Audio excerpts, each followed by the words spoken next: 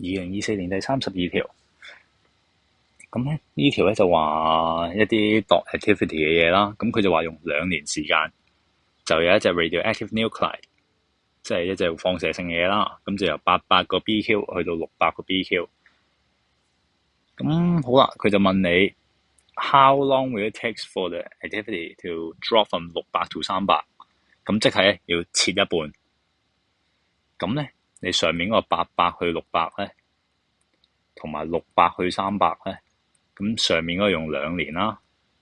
咁你呢個只不過係 drop 咗 around 1/4，係啦 ，drop 咗1/4啫。咁你另外一個係 drop 一半嘅。咁所以咧答案就肯定唔係 A 噶啦。咁我哋咧就開始計數啦。咁咧600，即係我哋諗條式嘅 A 等於 A0 負 KT 啦。咁所以600等於800 負 K 乘2啦。好啊，咁跟住我哋再代第二條式，就300等於600負 KT 啦。咁個 T 咧就係我哋要計嘅答案啦。咁個 K 咧係個 constant 啦，冇乜特別嘅。咁跟住咧就 set 啱啲式啦。咁就6/8等於負 K 負 2K 啦。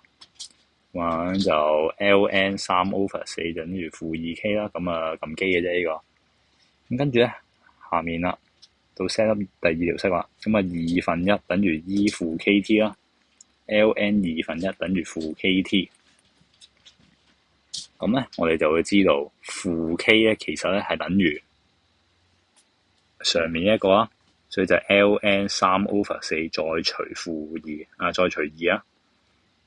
咁我哋代塞翻入去就搞掂噶啦。ln 2/1等於 ln 3/4除2再乘 t， 我哋就計到個 t 出嚟噶啦。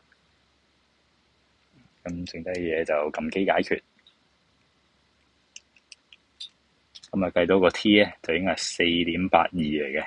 咁頭先我哋 set 咗單位個2咧，呢個咧我哋嘅單位係年嚟嘅。咁所以咧你個答案咧都係年嚟嘅。答案